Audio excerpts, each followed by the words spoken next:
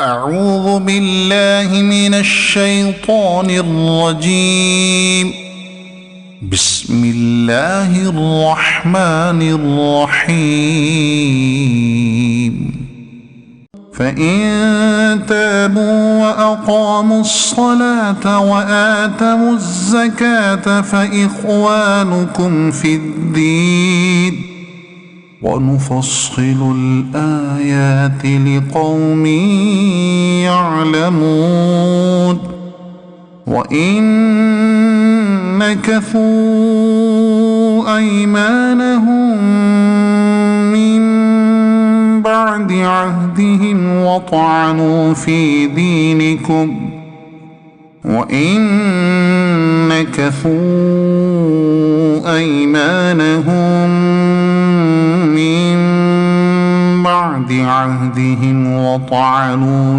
دينكم فقاتلوا أئمة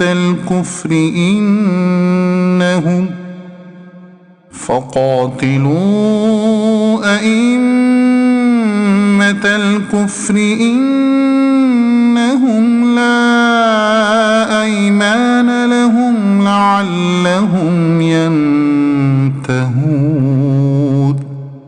ألا تقاتلون قوما نكثوا أيمانهم وهموا بإخراج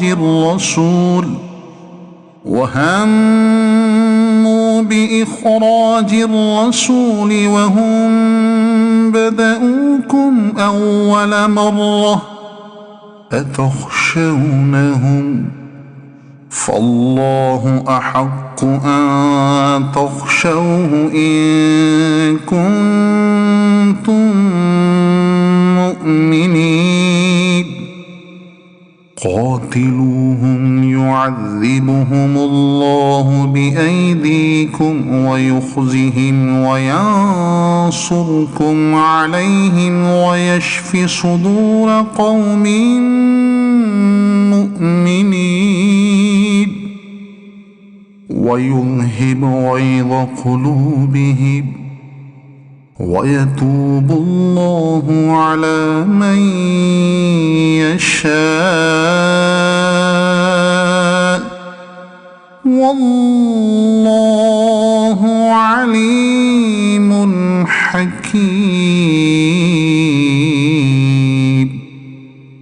أم حسبتم أن تتركوا ولما يعلم الله الذين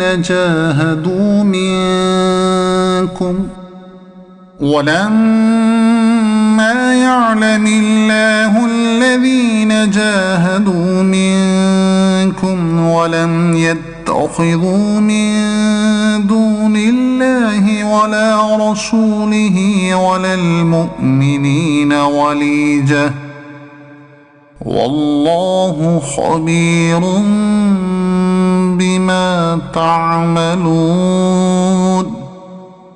ما كان للمشركين أن يعمروا مساجد الله شاهدين على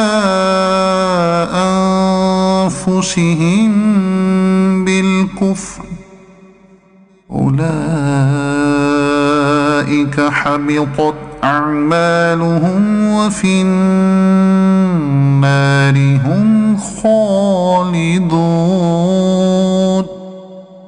إنما يعمر مساجد الله من آمن بالله واليوم الآخر وأقام الصلاة وآتى الزكاة ولم يخش إلا الله فعسى أولئك أن يكونوا من المهتدين. أجعلتم سقاية الحاج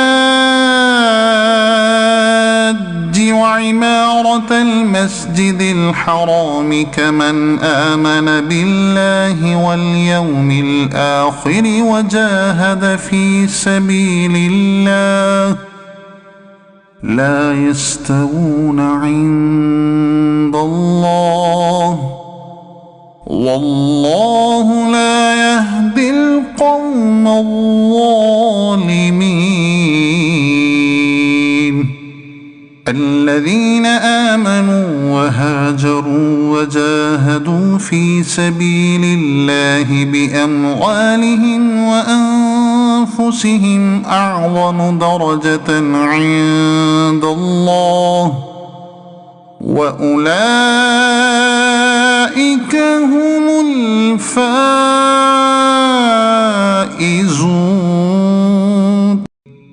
صدق الله العظيم.